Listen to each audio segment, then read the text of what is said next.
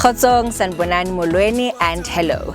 Welcome to PopUp TV. Libitso la ka ke Seitebatso Khomari, and today we ask, why does Lesotho exist? This mountain is Thaba Bosiu, the cradle of the Basotho nation. In the 1820s, amidst chaos, King Moshoeshoe I united scattered clans here.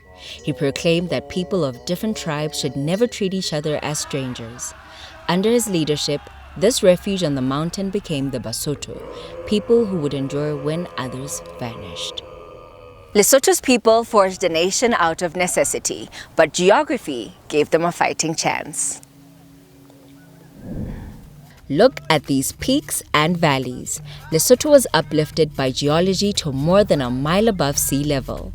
Its gorges now trap water for South Africa's cities, but in Moshoeshoe's day, the same terrain meant tiny fields and harsh winters. A Boer journal warned that Basotho would feel cramped for room, cooped up on the mountains they were left with. That isolation became their shield. These heights became walls of rock against invaders.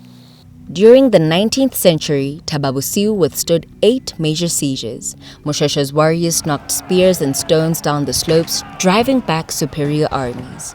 In one siege in 1828, even as enemy trumpets blared victory, Basotho sons led only a few thousand defenders to a stunning triumph.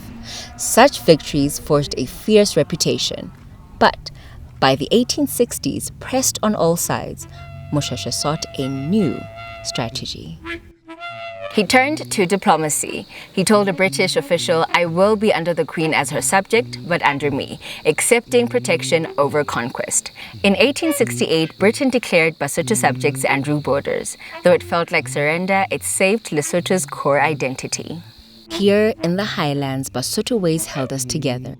Moshoeshoe's spirit lived on. Children play Lisiba tunes on the hillside, elders sing folk songs in our language, even our horses are part of the story. By the late 1800s, Basotho had become famous as horse people. We bred the small but hardy Basotho pony. In 1875, there were 35,000 horses, swelling to 80,000 by 1891. The pony carried chiefs to war, farmers to markets. Today it carries children to schools and adventurers along mountain trails. All these threads, leadership, land, unity, culture, wove the fabric of our nation.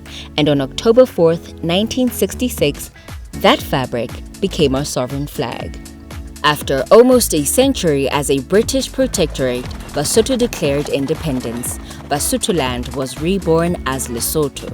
Each Independence Day we celebrate surviving where many kingdoms dissolved. That survival is why Lesotho exists today. From our mountain fortress to this moment of freedom, our history proves that a nation can endure against all odds.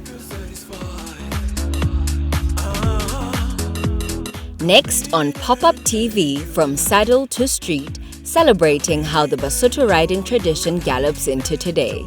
Until then, keep our spirit alive and our culture shining at a higher level of joy.